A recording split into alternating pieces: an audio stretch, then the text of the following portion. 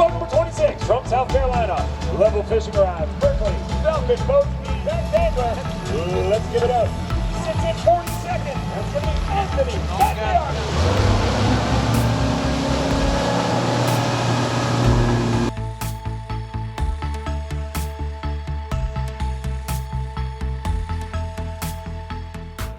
Just finished up here at Lake St. Clair for Stage 7 on the Bass Pro Tour, the final event.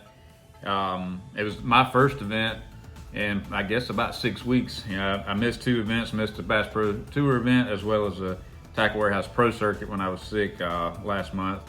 So it was good to be back. I'm glad to be back here fishing at Lake St. Clair, a lake that I love. Ended up having a pretty good tournament. I finished 25th, so I made the knockout round. Had a chance today, I think, to probably make the top 8. I lost a lot of fish, but it was a good week, and it was a lot of fun. Started off rough for me. I had a really tough first day, so I was kind of behind the 8 ball from the get-go. But came back on day 2 and had a really good day, and then today I just couldn't quite piece it all together and execute and get to fish in the boat to make that next round. But just like I said, I'm happy to finish the year off on a positive note. It's always nice for me to just kind of build momentum. This last event is important to do well because it just kind of sets the tone for the off season and just kind of gets your mind right, thinking towards next year. So glad I was able to catch some fish and have a good week here this week. Had 2, I kept it simple. 2 major patterns that I was doing. I was cranking with the Berkeley dredger at 10.5, and then I was also throwing a drop shot. Obviously, the max scent stuff is a player up here all the time, so I was throwing it's actually a green pumpkin 4 1/4 inch max scent flatworm. Pretty much the only 2 baits that I think you really need to come up here with this time of year if you're going to catch them. On the bottom, the max scent's going to do well. If the fish move up in the water column, if it kind of starts getting a little bit calmer and sunny, the crankbait does really well. So I've done well on this lake before, just utilizing these 2 techniques. So when I came here, I was going to just try to keep it simple and just focus on both of these because I felt like somewhere on the lake, these 2 techniques are going to work. With the Berkeley dredger crankbait, I was throwing it on one of my level 710 medium heavies, and that's a little bit bigger, stiffer rod than what I would typically throw a crankbait, especially a crankbait this size on. But I like it here because you're fishing grass. It's one of the things I was doing was just trying to fish around. I say isolated grass. There's really not much isolated grass here, but you're just around grass that's sparse, I guess is the right word. And there's a lot of floating grass, especially when the wind blows. It kind of accumulates in places, and you got to be able to clear. Almost like fishing a rattle trap, you got to be able to clear the hooks.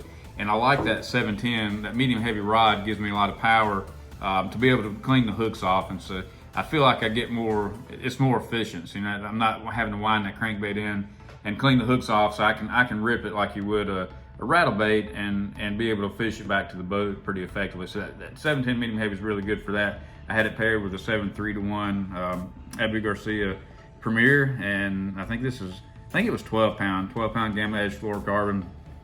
Just a really good combination, just chunk and wind.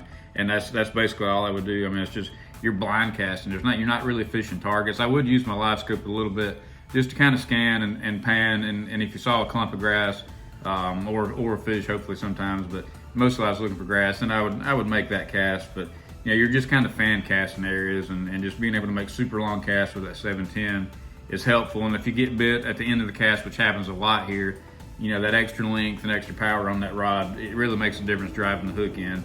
But you just have to be a little bit more careful when you get them close to the boat. And when it comes to the drop shot, and really the only time that I was throwing a drop shot was if I saw a fish on my live scope. As I'm out there cranking, if I saw one, I would either burn the crankbait in, and then I would pick the drop shot up and pitch to them. And I caught a couple today, especially. I caught a couple of my bigger fish came on the drop shot today. This was on the 7.4 level medium light. It's my favorite rod. Anytime I come up north and I'm fishing smallmouth, I like that 7.4. I like the extra length. It's got a really soft tip, but that extra length just helps when you're using light line when you're getting close to the boat. Just gives you a little bit of extra shock absorption. Keeps you from breaking the line, and keeps you from having fish pull off. Again, another Revo, Abu Garcia Revo Premier, 10-pound braid, and I think this is the 7-pound Gamma Touch. This is a drop shot line, a little bit different than the Edge fluorocarbon. Still fluorocarbon, just a little bit thinner. but it's really well suited for drop shotting. Yeah, that's pretty much the two. That was my 1-2 punch. Most of my damage was done on the crankbait.